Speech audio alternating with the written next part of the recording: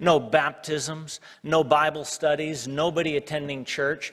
In her mind, those were the only measures of success in sharing the good news. Baptisms, Bible studies, and church attendance. And in her mind, she had failed for 17 years. The next day, Judith said to us, "Pastor, would you visit a friend with me?" Barbara and I rode along, chatting with her in the car through the city. And we pulled up to a house. Suddenly my heart flipped inside.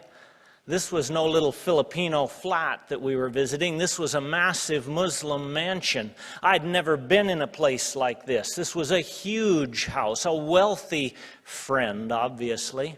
I knew that we would be going in and entering a little ornate, a big ornate visiting room to the side, because men aren't allowed into the center of the home unless they're part of the family. But as they opened the door and greeted Judith, they welcomed us all in and took us upstairs.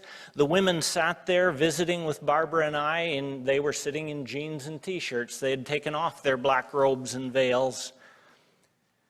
After a few minutes, the men said, it's Friday and we're going to the mosque. We'll be back in a few minutes.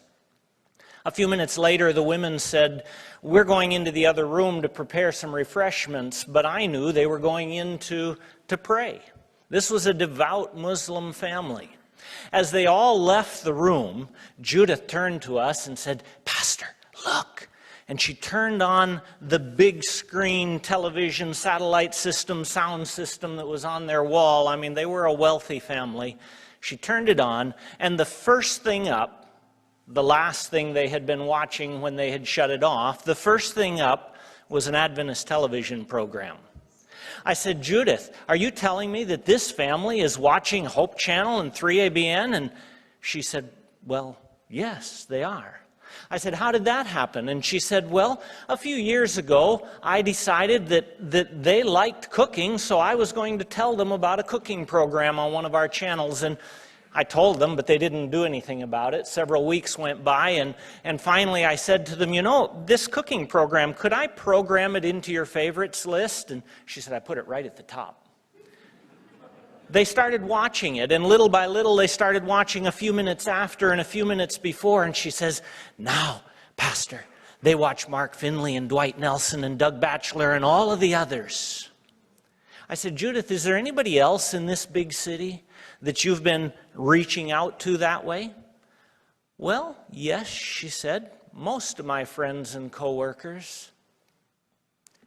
As we left that home a while later, I said to her, "Judith, you haven't been a failure here.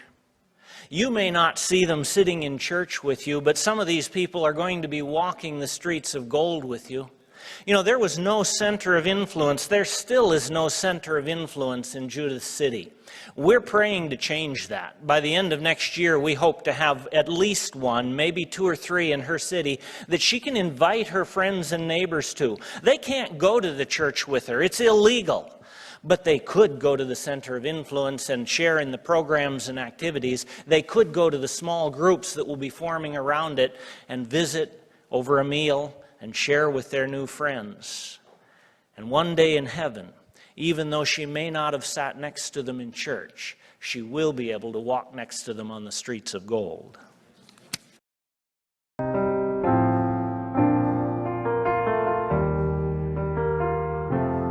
To my gentle, searching eyes that you can hide, I've seen you in your darkest sin, and know the pain and guilt within. Know the question on your mind, am I worth saving anyway? I see you, child, for who you are. Know that sin has left its ugly scars, but I know you were meant to be, and my love will set you free. So come, weary child, rest beside me for a while. I know your care, the burdens that you bear. Abide in my love, hide in my love. Don't push me away, ashamed and afraid. I know who you are, and I love you anyway, my child.